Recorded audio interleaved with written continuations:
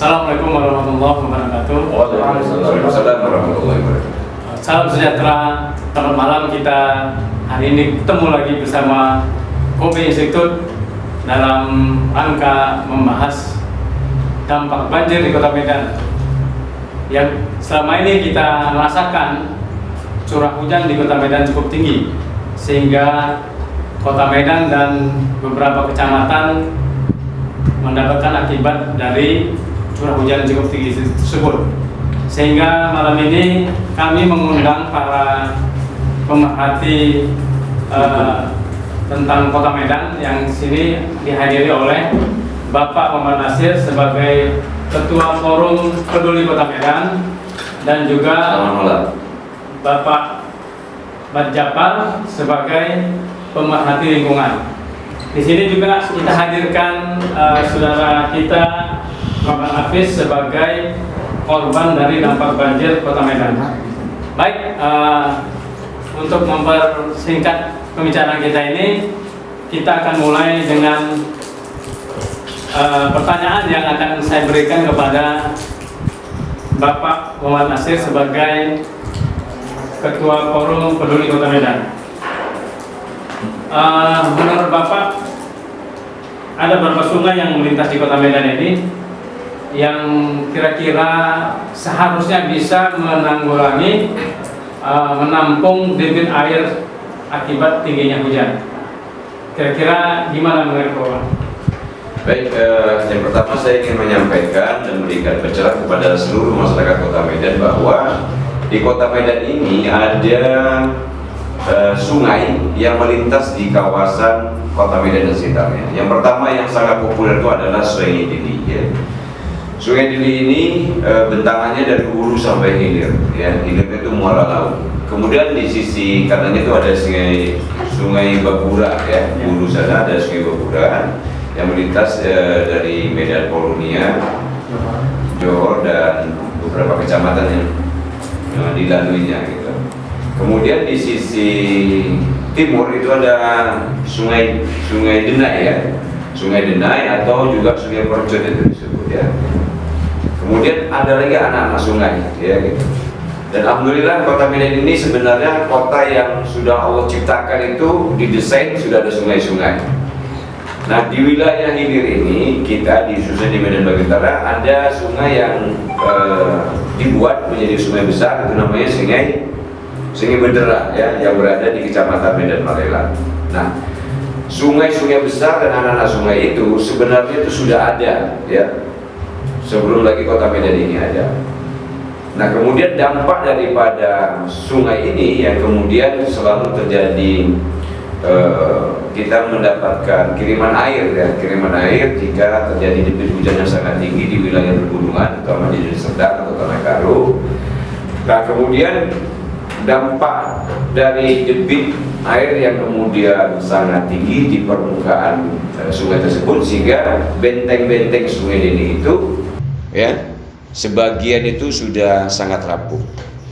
Nah oleh karenanya ditambah lagi dengan persoalan-persoalan baru ya di masyarakat Kota Medan ini, yaitu banyak sekali bangunan-bangunan liar, bangunan yang tidak memiliki izin itu berdiri di bantaran-bantaran sungai, sehingga ini juga menimbulkan masalah baru. Belum lagi ditambah lagi masalah ketidakpedulian juga masyarakat Kota Medan ya, yang kita nilai masih banyak yang kurang sadar membuang sampah tidak pada tempatnya dan membuang sampah ke dalam sungai atau ke dalam parit dan got-got yang lainnya gitu. Tetapi kemudian kita sangat kecewa kan. Kota Medan ini kan memiliki pemerintahan ya, itu ada wali kota gitu. Nah, saya melihatnya dari beberapa periode wali kota yang lalu hingga kini, dan kemudian sekarang penduduk Kota Medan berjumlah lebih kurang 2.400.000 jiwa lebih. Ya.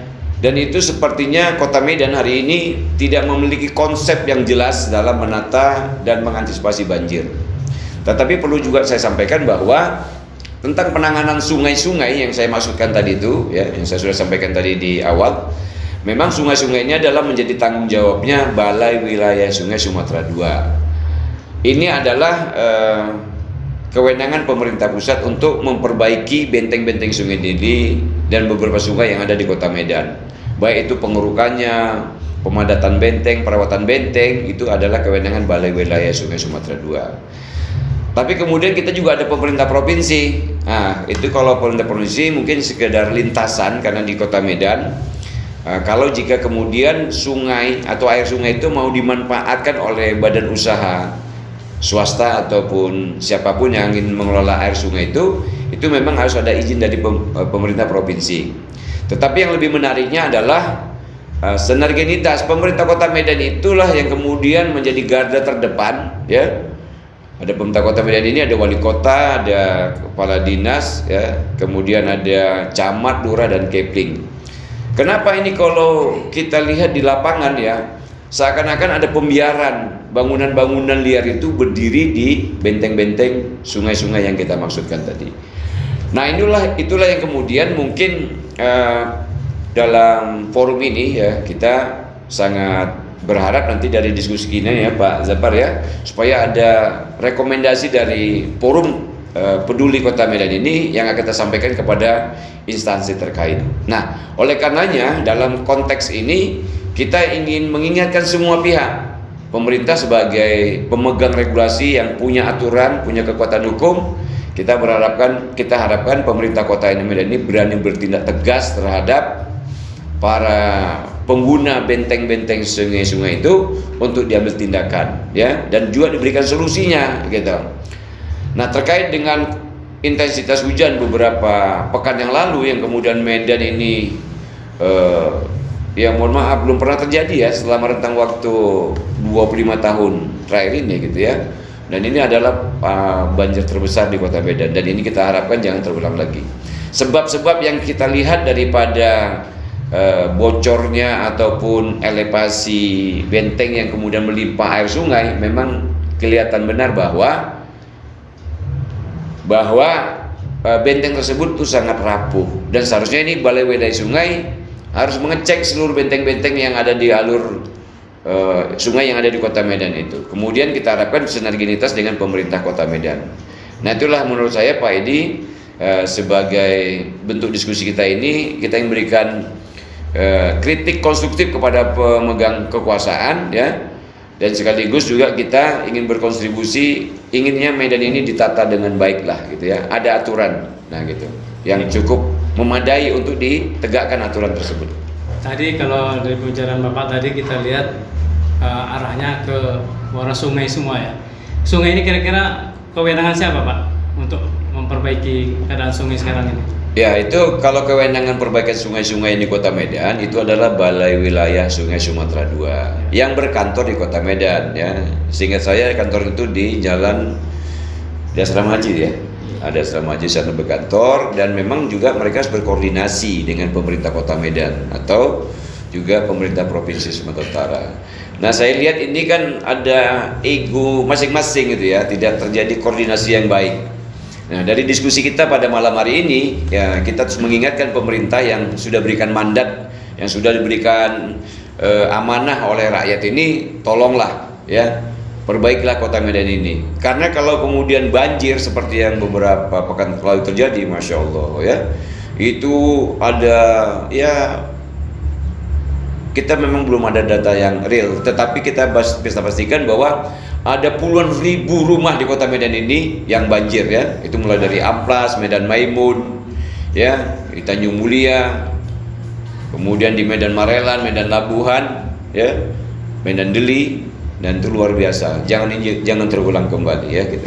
Jadi kalau kita lihat sungai-sungai yang ada di Kota Medan ini, yang mengapit Kota Medan ada 3 sungai besar, tidak seharusnya Kota Medan ini banjir besar. Benar sekali Pak Edi. Karena di samping sungai-sungai, ya, juga kita mempunyai kanal yang sampai sekarang itu kita tahu manfaatnya kurang, ya, karena mungkin lebih tinggi kanalnya daripada anak sungai, atau sungai lebih tinggi dari kanal, ya.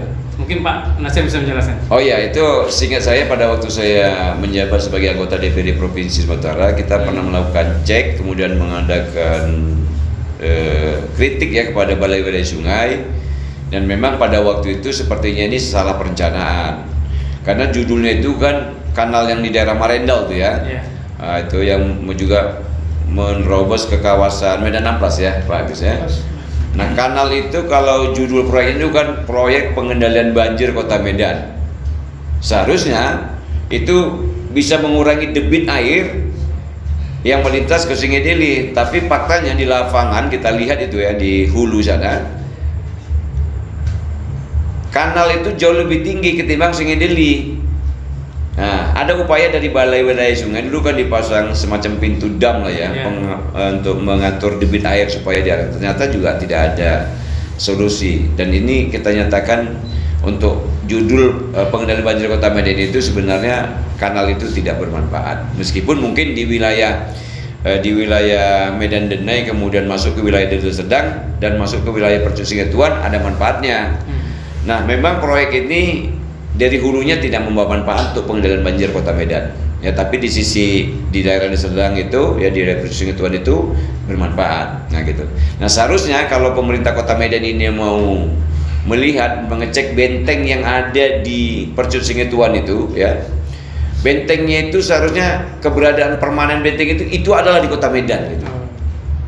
Nah, saya pikir ini melalui diskusi kita ini kita berharap kepada pemerintah Kota Medan atau Balai Wilayah Sungai, ajaklah pemerintah Kota Medan ini ya kan untuk melihatlah benteng yang ada di hilir sungai tersebut, bentengnya sangat permanen. Seharusnya benteng permanen itu berada di Kota Medan, terutama di wilayah Medan bagian utara ini sebagai dataran yang paling rendah dari wilayah Medan yang ada di hulu.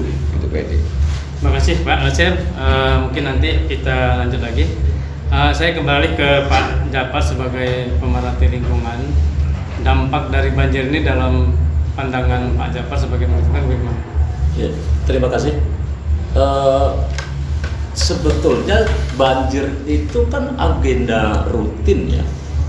Mestinya Pemko atau yang berwenang itu jangan ini jadikan sebuah kerutinan, karena ini sudah rutin, seharusnya dia mengambil langkah-langkah berikut setiap tahun. Itu sebagai gambaran dulu. Nah, soal dampak, ya karena dampak itu setiap tahun itu sudah nampak, mestinya sekali lagi Pemko jangan hanya menunggu gitu. Nah, kita ambil contoh gini. Kalau dampak banjir itu ada beberapa. Yang pertama, dia pasti akan membawa kerugian materi. Ya. Kita lihat dulu misalnya beberapa contoh, terutama untuk daerah-daerah yang memang dia bantaran sungai. Kalau di Medan itu misalnya di Medan Maimun dan sekitarnya misalnya. Nah, dampak dari banjir itu yang udah pasti dia akan kerugian materi. Dia bisa jadi kemudian kendaraan atau surat-surat atau harta yang lainnya bisa akan terhanyut di bawah oleh banjir itu sendiri. Jiwa juga berkemungkinan seperti itu. Sangat luar biasa. Ada juga di samping itu juga akibat banjir itu otomatis sarana dan prasarana menjadi rusak.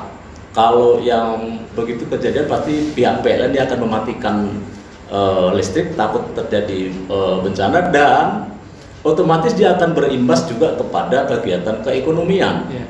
Karena dengan matinya listrik, otomatis seluruh kegiatan itu mati dengan sendirinya. Karena semua juga akan menggunakan, baik dia untuk kegiatan yang juga menggunakan listrik. Ada juga secara otomatis itu aktivitas masyarakat dia akan terhenti atau minimal sangat terganggu.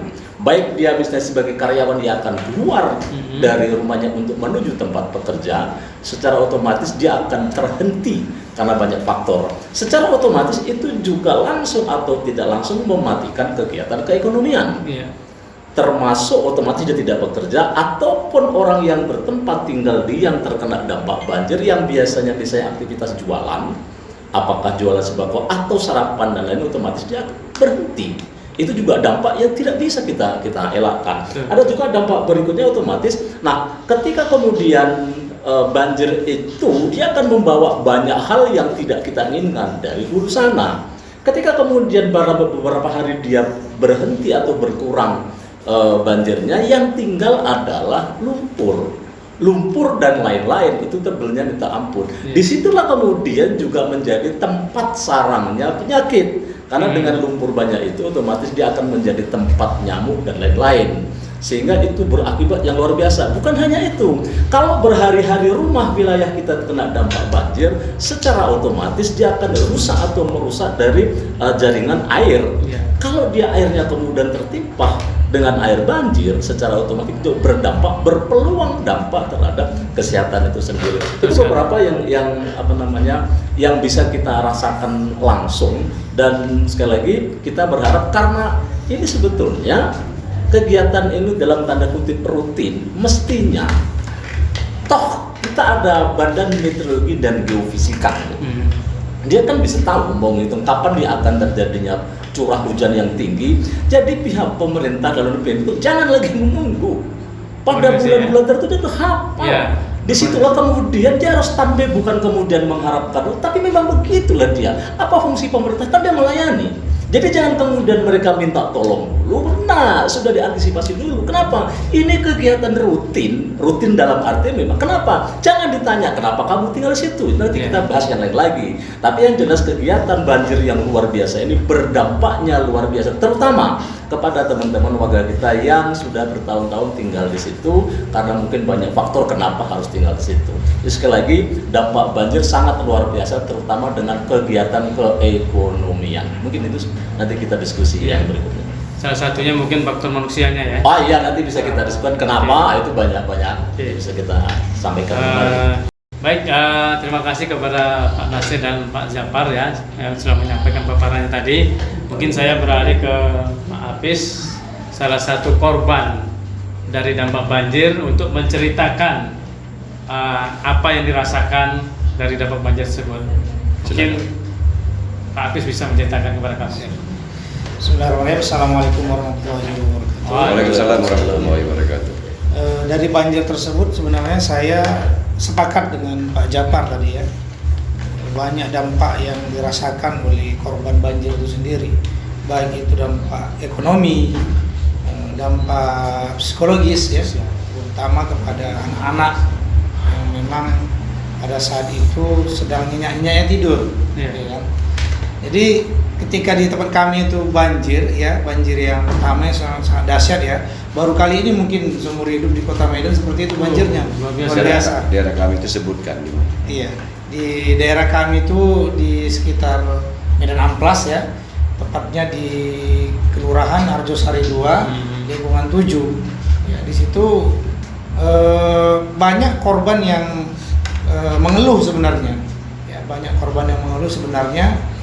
Ketika kronologi kejadian yang saya ceritakan ini Pak ya. Boleh, sedikit. Kronologinya ya sedikit. Awal mula itu sudah agak tenang ya, yang terjadi yang kedua kalinya itu menjelang mau tidur itu. Mau tidur ya, begitu mendengar guntur ya namanya, petir, wah ini udah was-was ini. Nah, jangan tidur dulu gitu kan. Akhirnya begitu hujan makin lama makin lebat, udah siap lah itu. Saya lihat, coba lihat di pintu itu, udah naik belum? Saking ketakutan ya, waspada. Apalagi anak-anak udah pada tidur ini, pada tidur. Kebetulan pas saat itu lagi setelah selesai nonton, tidur di ruang tamu, mau diangkat pun agak ini susah kan. Jadi begitu kami lihat sudah naik ke teras. Teras itu tinggi.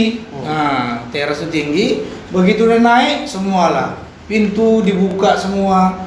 Tetangga-tetangga pun sibuk buka pintu. Siapkan ada nama itu, kami kalau kita sampaikan pembatas, untuk pembatas itu supaya tidak masuk air ke dalam. Tetapi ya itulah namanya qadarullah ya kan. Takdir Allah. Naik juga saking tingginya curah hujan itu, ya kan.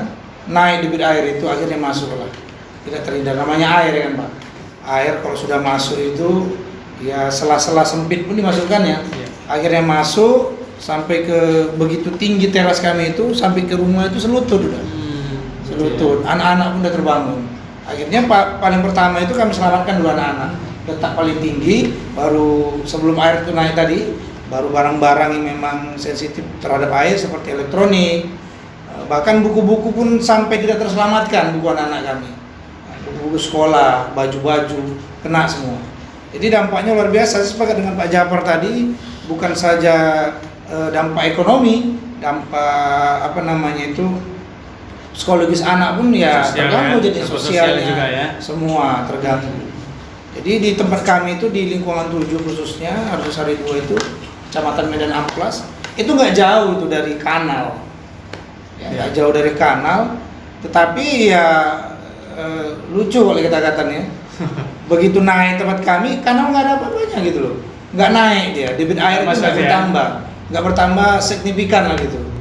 Nah, jadi kami pun heran, ini kanal dibangun untuk apa gitu?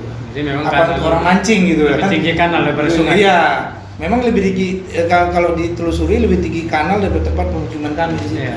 Sekitar hampir 500 meter dari kanal. Jadi luar biasa lah, banjir tahun ini luar biasa. Luar biasa dahsyatnya, luar biasa mengejutkannya. Dan baru tahun ini banjir, tahun-tahun lalu tidak pernah banjir. Nah, baru tahun ini yang banjir dahsyat. Tahun-tahun lalu itu tidak pernah banjir seperti itu. Oh, berarti nggak bahaya lah kalau sekali ini. Ya. Di dramatis memang selalu banjir gitu. Oh gitu ya Pak. Jadi harapan Pak Agus lah kepada pemerintah Kota Medan untuk kedepannya gimana? Sebagai warga masyarakat khususnya Kota Medan, harapan saya yang paling pertama memang diperhatikanlah ya masyarakat kecil. Apanya yang diperhatikan? Ya keadaan kami yang memang di tempat rawan banjir. Ketika sudah curah hujan itu sangat besar. Tadi saya dengar juga dari Pak Japar tadi, kita punya BMKG gitu loh. BMKG yang bisa katakan tahu curah hujan itu kapan besar, kapan curah hujan itu akan meledak gitu loh. Seharusnya lebih tanggap gitu, jangan menunggu. Sifatnya menunggu gitu loh. Yeah. Menunggu, jangan sampai nunggu ada korban jiwa kan gitu. Itu yang kita takutkan nanti. Begitu Pak Jabar ya. Itu kita punya BMKG harusnya bersinergi dengan apa namanya itu pihak pemerintah kota ya Pak ya. Ada bencana daerah itu. Iya. Jadi PD.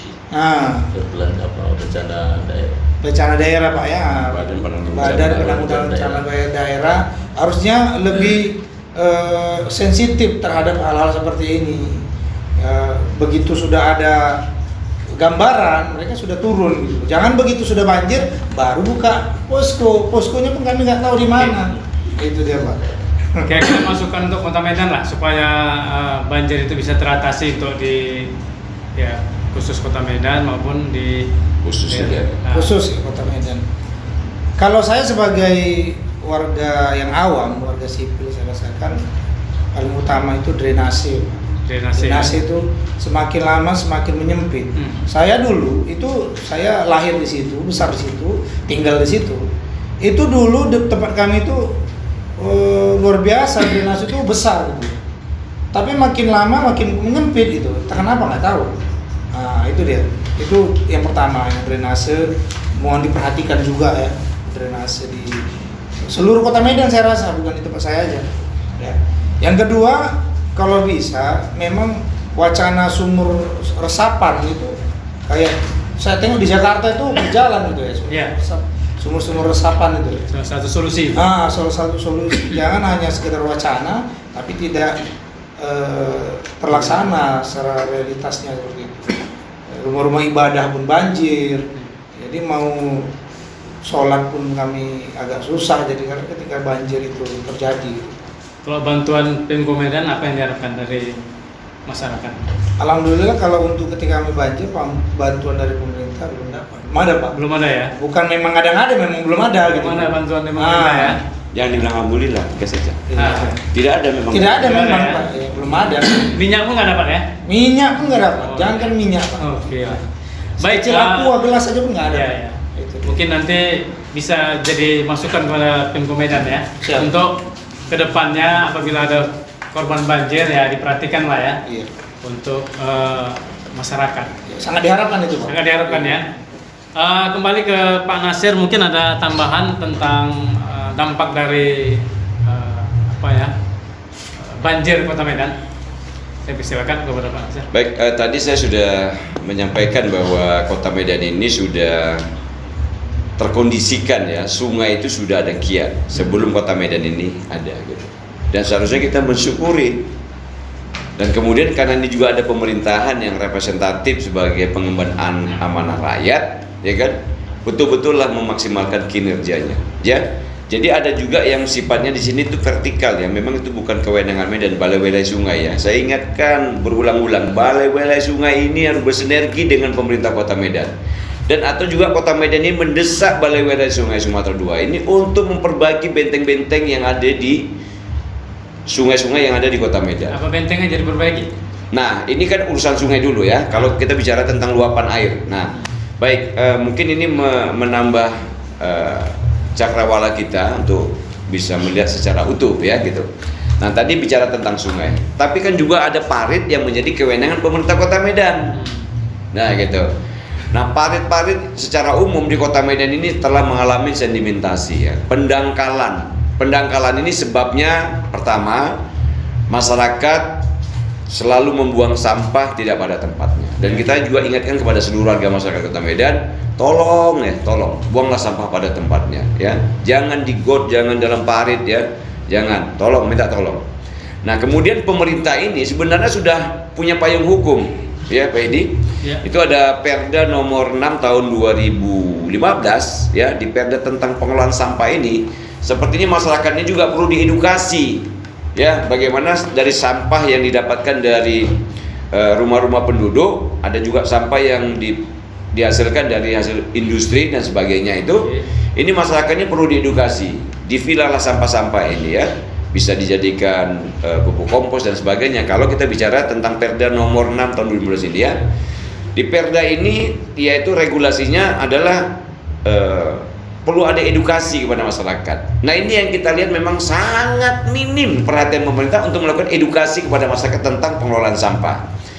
Dan kemudian memang ada masyarakat yang memang ini sudah karakternya tidak mau tahu kebersihan, membuang sampah tidak pada tempatnya. Pemerintah juga tidak menegakkan aturan hukumnya kepada para pembuang sampah sembarangan tersebut. Nah, ini ya kemudian Perda ini, mohon maaf lah ya, saya harus mengatakan bahwa Perda ini mandul lah gitu ya. Nah, tidak punya manfaat buat siapapun. Kalau kemudian edukasi kepada masyarakat tidak ada, kemudian penegakan aturan siapa yang membuang sampah sembarangan itu kemudian ditindak, ya kan? Nah, itu ada sanksinya ya, ada sanksi perdata dan ada sanksi pidananya di situ ya. Walaupun itu adalah kurungannya ringan ya, sekitar 6 bulan gitu. Atau ada denda rupiah yang kemudian dikonversi dia membayar kalau kemudian dia tidak mau dikurung. Tapi uangnya itu bukan untuk oknum ya, tapi itu masuk kepada kas daerah. Nah, kita berharap kepada saudara Bobi dan Aulia Rahman sebagai pengemban rakyat pada periode 2001-2022 ini ya. Kita berharap pemerintah Kota Medan yang dipimpin anak muda ini ya, cobalah lebih memaksimalkan mendengar aspirasi dari seluruh lapisan masyarakat ya. Jangan sempat nanti kemudian tokoh muda yang energik ini ya sekedar pencitraan saja. Walaupun di sisi lain saya berterima kasih ya, belum saya lihat memang wali kota terdahulu itu mau mengunjungi masyarakat di jam dini hari gitu ya, ada jam 02, 03 itu kan gitu. Dan memang itulah fungsinya sebagai pelayan yang Pak Edi bilang tadi kan, bahwa pemerintah kota itu adalah dimanapun tuh, atau khususnya Kota Medan, dia sebagai pelayan masyarakat. Dan dia di backup oleh banyak dinas-dinas, ada badan ya, Badan Penanggulangan Bencana Daerah, ada dinas kesehatan, kolaborasi, ada PU di sana ya, harus kolaborasi lah, betul-betul berkolaborasi menyelesaikan persoalan.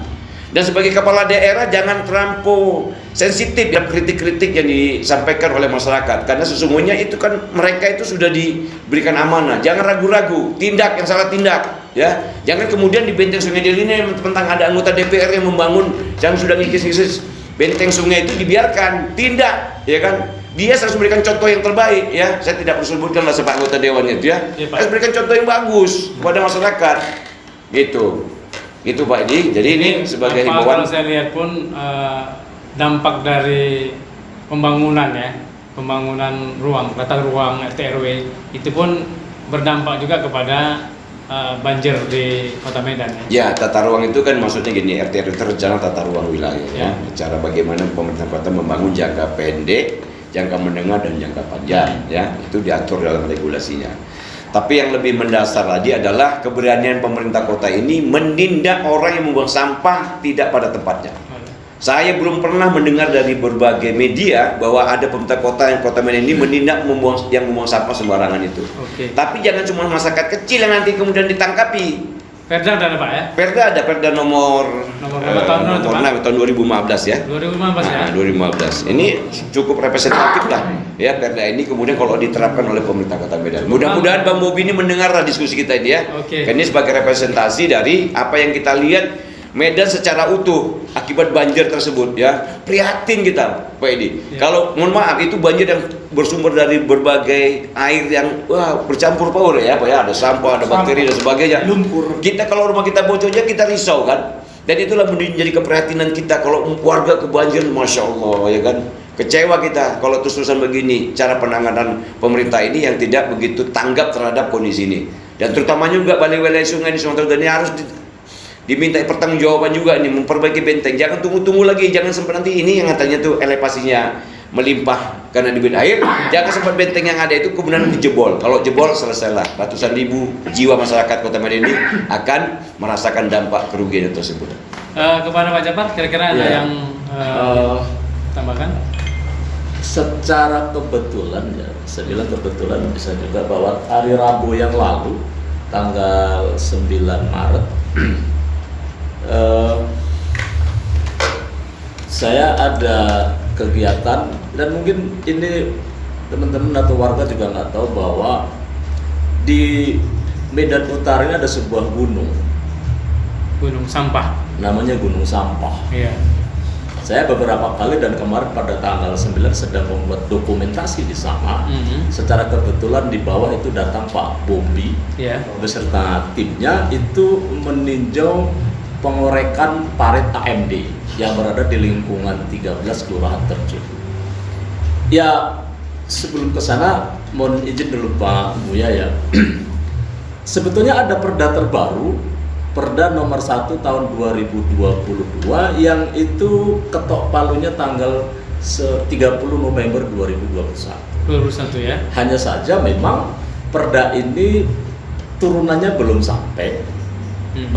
Info yang kemarin saya dapatkan, sosialisasi ke lapangan rencana tanggal 25 bulan Maret. Nah, di dalam perda itu ada yang menarik juga, antara lain terkait dengan titik nol sungai misalnya.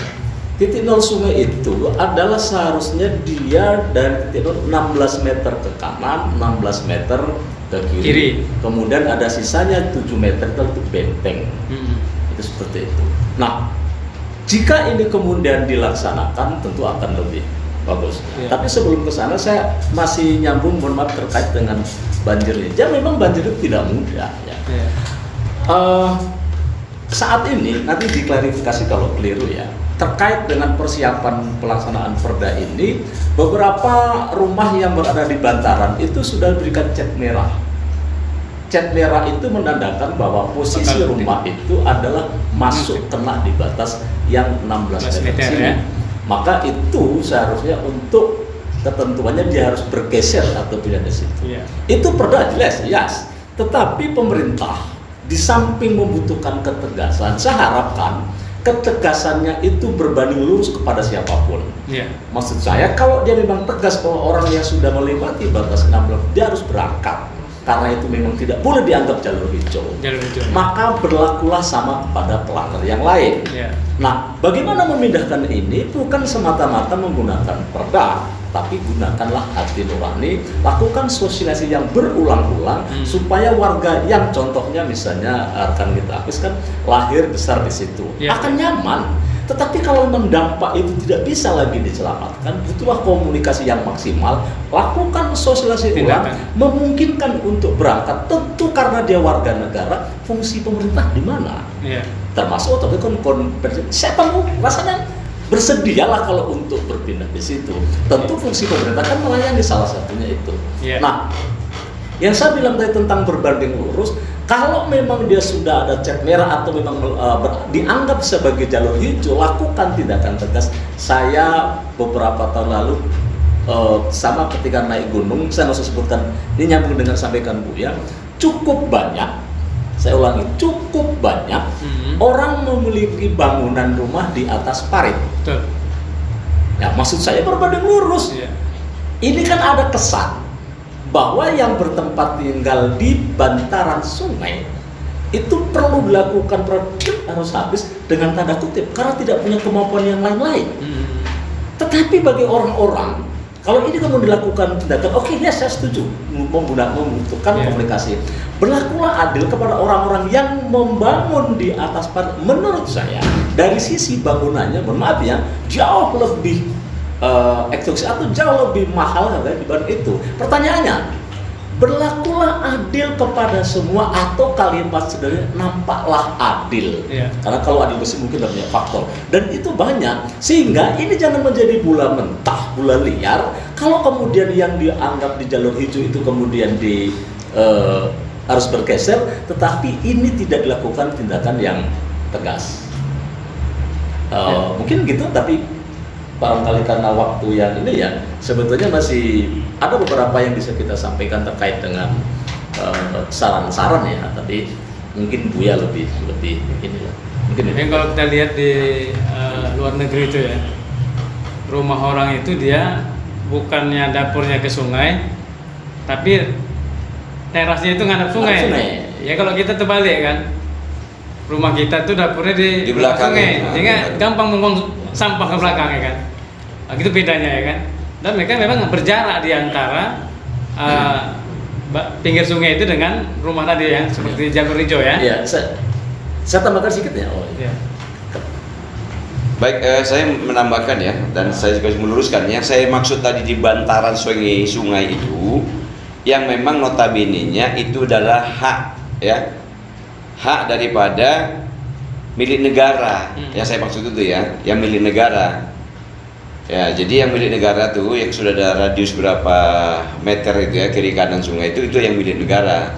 Tapi kalau kemudian yang bertempat tinggal di tepi sungai, ya ini sungai, ini ada benteng, dan tinggal situ memang itu tanah dia, itu tidak kita persoalkan ya. Tapi kemudian sebagai sebagai solusi menata kota Medan supaya lebih baik lagi ke depan ya. Tadi kalau kita lihat studi banding di beberapa negara ya, memang itu kalau kita kembali ke kota Medan ini, waduh sakit mata kita ya, sakit, bukan lagi informasi tapi juga batin kita tersiksa rasanya. Ya kalau yang di bantaran sungai, yang saya maksud tadi adalah bangunan yang di bantaran sungai yang itu tanah milik negara. Tapi kalau di luar itu hak privasi lah mereka membangun ya. Tapi kalau sebagai usulannya ya. Solusi dan harapan apa? Solusi dan harapan kepada. Nah, solusinya itu pertama, pemerintah ini sebagai pemegang regulasi yang sudah berikan amanah rakyat tegas. Jangan tebang pilih ya. Kalau itu salah, tindak. Ya. Nah, solusinya penataan sungai itu nanti kita bisa diskusi lebih lanjut ya di momen yang lain. Ya buat aja, mungkin bisa direvisi RT RW-nya supaya sungai-sungai di kota Medan ini sungai itu benteng, kemudian warga itu bagaimana di style yang kemudian dia menghadap ke sungai gitu, jangan membelakangi sungai, dan selalu ada jarak lah ya, itu dijadikan jalan semacam jalan speksi lah ya gitu. Itu jalan alternatif kendaraan sepeda motor atau mobil tuh kan, sehingga itu indah kelihatannya. Kemudian seperti yang kita lihat ya bersama, sudah tidak menjadi rahasia umum, mungkin kasat mata kita tuh melihat banyak sekali bangunan-bangunan ya, kios kecil, menambah bangunan itu kemudian berdiri di atas parit, di atas fasilitas umum milik Pemko Medan. Dan ini juga pemerintah Kota Medan harus betul-betul menertibkan lah ini. Nah, berikan solusi masyarakat itu untuk dia punya usaha, diedukasi lagi. Jadi pemerintah ini memang jangan bosan gitu ya, jangan sensitif terhadap masukan dan kritik yang sifatnya membangun untuk kebaikan Kota Medan. Kalau pemerintah ini sudah sensitif, tidak mau mendengar dan kemudian a priori terhadap kritik-kritik yang baik ini, nah ini perlu kita pertanyakan ke depannya ya gitu. Nah, harapan saya kepada pemerintah kota, kepada Balai Wilayah Sungai, kemudian juga kepada seluruh masyarakat tanpa terkecuali, ayolah kita saling berkolaborasi, jangan membuang sampah dan parit, jangan membangun bangunan di atas parit, ya itu merusak pandangan dan juga mengganggu drainase gitu. Itu dari saya, semoga diskusi ini bisa membawa manfaat ya Pak Japar ya, buat pemerintah dan buat kita semua. Kepada Pak Japar sebagai Menteri Lingkungan, solusi dan harapan kepada. Ada beberapa yang ingin kita sampaikan ini, barangkali saran-saran ya. bahwa di dalam perda itu ada diantaranya Medan itu dibagi 3. Yang pertama disebut dengan Medan bagian selatan, itu memang lebih dititikkan sebagai untuk daerah pemukiman dan penghijauan. Ya.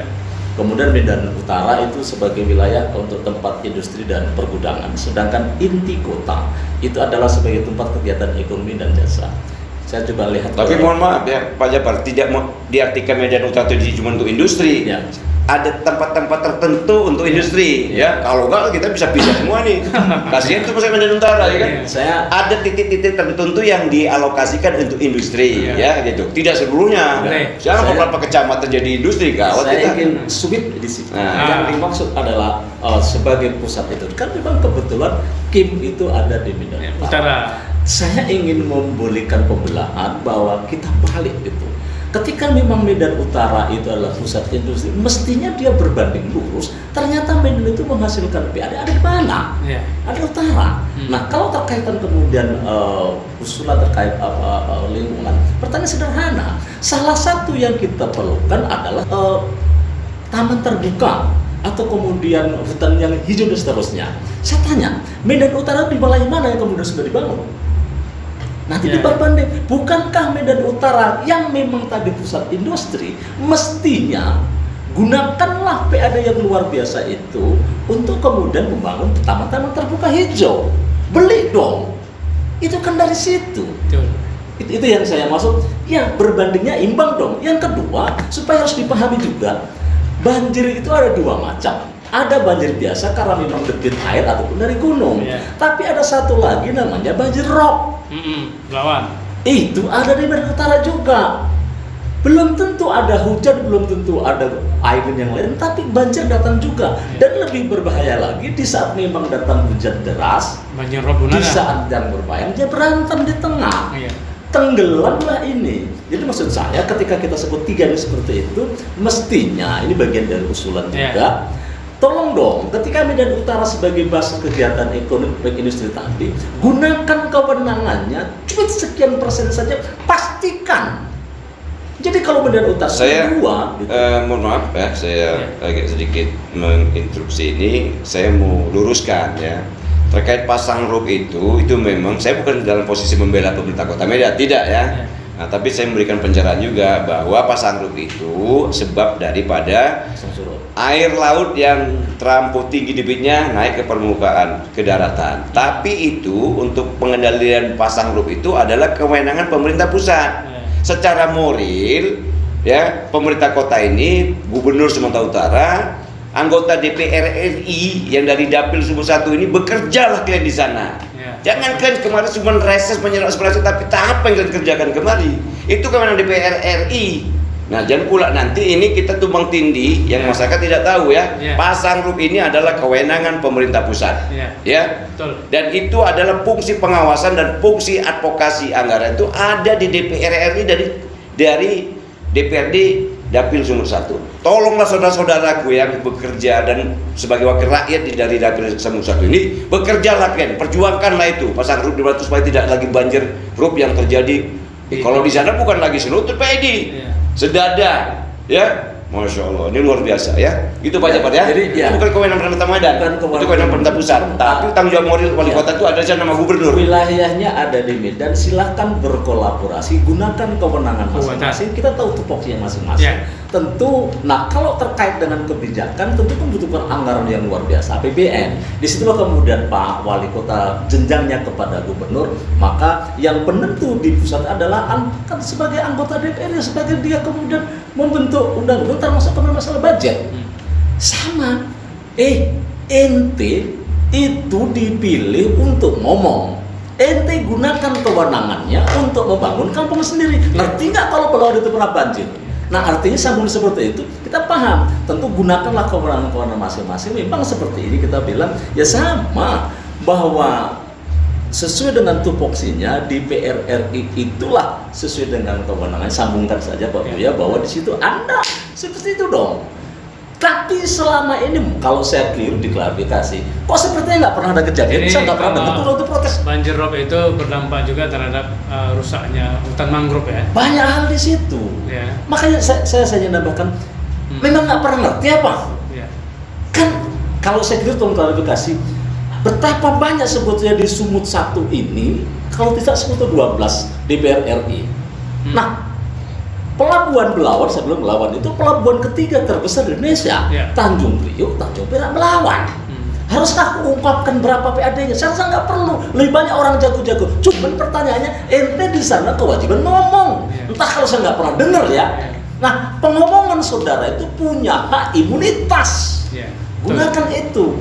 Ya masa harus nunggu itulah gitu. Maksud saya berkolaborasi, gunakanlah tupoksinya itu. Tapi kalau tidak pernah pinomat lah ya, kalau kata orang Medan bagus juga kalau dia kita undang waktu rob gitu kan. Kalau kemudian anggota dia nggak datang, ya masukkan aja ke paret itu paling Usul saya kepada forum institut ini, ya sewaktu-waktu kita undang anggota DPR RI, ya yang dari Sumut 1. Kita tanya saudara sudah seberapa berani memperjuangkan anggaran untuk mengatasi pasang surut di Belawan. Kita tanyakan itu.